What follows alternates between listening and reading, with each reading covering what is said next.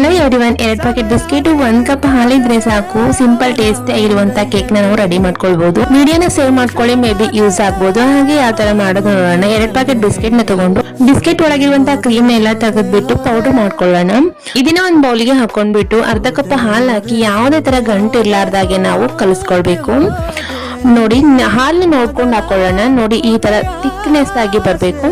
Final ಆಗಿ ಈ ತರ ನಾವು ಕಲಿಸ್ಕೊಳ್ಳೋಣ. ನೋಡಿ, ಯಾವುದೇ ತರ OTG ಕುಕ್ಕರ್ ಇರ್ಲಾರ್ದೆ ಈಸಿಯಾಗಿ ಮಾಡ್ಕೊಳ್ಳುವಂತ ಈ ಒಂದು ಕೇಕ್ ರೆಸಿಪಿ. ಹಾಗೆ ನೋಡಿ, 1 ಚಿಟಿಕೆ ಅಷ್ಟೇ ಸೋಡಾನ ಹಾಕೊಂಡು ಪೂರ್ತಿ 50 ಮಿನಿಟ್ಸ್ ಸ್ಟೀಮ್ ಮಾಡಿದ್ರೆ ಸಾಕು. ಸಿಂಪಲ್ ಟೇಸ್ಟಿ ಆಗಿರುವಂತ ಕೇಕ್ ರೆಡಿ ಅಂತಾನೆ ಹೇಳ್ಬೋದು. ಬಿಸ್ಕಿಟ್ ಅಲ್ಲಿ ಇರುವಂತ ಕ್ರೀಮ್ ಏನ್ ತಕೊಂಡಿರ್ತೀವಲ್ಲ, ಅದನ್ನ ನಾವು ಈ ಕೇಕ್ ರೆಡಿ ಆದ್ಮೇಲೆ ಸ್ವಲ್ಪ ಮೇಲೆ ನಾವು ಸ್ಪ್ರೆಡ್ ಮಾಡ್ಕೊಳ್ಳೋಣ.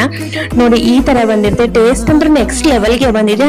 ಈ ವಿಡಿಯೋ ಯಾವ್ಯಾವ ಊರಿಂದ ನೋಡ್ತಾ ಇದ್ದೀರಿ ಅನ್ನೋದು ಕಮೆಂಟ್ ಬಾಕ್ಸ್ ಅಲ್ಲಿ ಕಮೆಂಟ್ ಮಾಡಿ. ತಿಳ್ಕೊಳ್ಳೋ ಕ್ಯೂರಿಯಾಸಿಟಿ ನಮ್ಗೆ ಜಾಸ್ತಿನೇ ಇದೆ. ನನ್ನ ಚಾನಲ್ ಸಬ್ಸ್ಕ್ರೈಬ್ ಮಾಡ್ಕೊಳ್ಳಿ ಅಂತ ಹೇಳ್ತಾ ಥ್ಯಾಂಕ್ ಯು ಫಾರ್ ವಾಚಿಂಗ್.